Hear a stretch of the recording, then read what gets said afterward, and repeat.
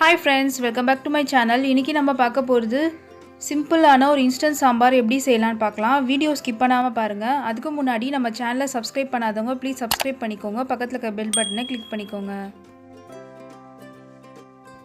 இப்போ நான் ஒரு கப் தோரம்பருப்பு 1 ஹவருக்கு முன்னாடி ஊற வச்சு நல்லா வாஷ் பண்ணி வச்சிருக்கேன். இப்போ வந்து அந்த தோரம்பருப்பு முழுகுற அளவுக்கு தண்ணி ஊற்றி வச்சுக்கோங்க. இப்போ நான் ஒரு பெரிய வெங்காயம் வந்து நல்லா நீளமா கட் பண்ணி வச்சிருக்கேன். இப்போ அந்த வெங்காயத்தை வந்து இப்போ அதில் ஆட் பண்ணிக்கலாம். அப்புறம் 2 தக்காளியும் நீளமா கட் பண்ணி வச்சிருக்கேன். இப்போ அதில் ஆட் பண்ணிக்கலாம். அப்புறம் ஒரு பச்சை மிளகா, 7 பல்லு போல் பூண்டு. அப்புறம் நெக்ஸ்ட் வந்து நம்ம 1/2 டேபிள் ஸ்பூன் பெருங்காயத்தூள் ஆட் பண்ணிக்கலாம்.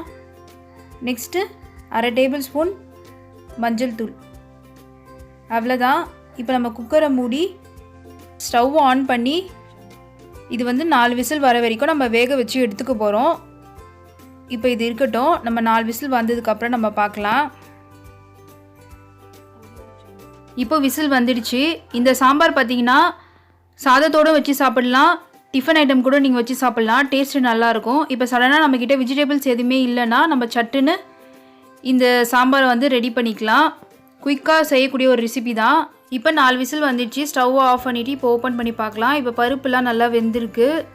இப்போ வந்து ஒரு மத்து வச்சு நல்லா நம்ம கடைஞ்சி எடுத்துக்க போகிறோம். இப்போ நான் கடைஞ்சிட்டு காமிக்கிறேன்.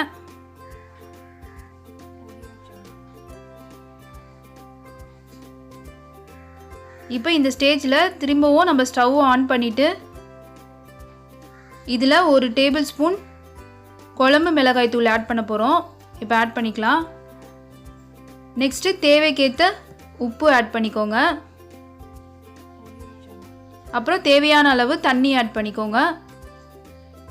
அவ்வளோதான். இப்போ வந்து இது ஒரு 10 or 15 மினிட்ஸ் வந்து நல்லா இப்போ அது கொதித்து வரணும்.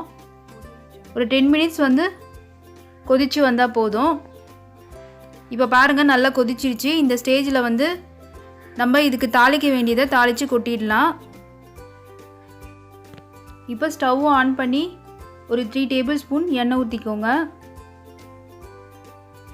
எண்ணெய் நல்லா காஞ்சதும் நான் இதில் வந்து 1 டேபிள் ஸ்பூன் கடுகு ஆட் பண்ணிக்கிறேன். கடுகு நல்லா பொரிஞ்சு வரணும். நெக்ஸ்ட்டு 1/2 டேபிள் ஸ்பூன் உளுத்தம்பருப்பு. நெக்ஸ்ட்டு 1 டேபிள் ஸ்பூன் சீரகம்.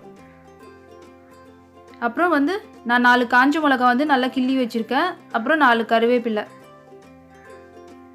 அப்புறம் 2 பல்லு போல் பூண்டு வந்து நல்லா தட்டி வச்சுருக்கேன்.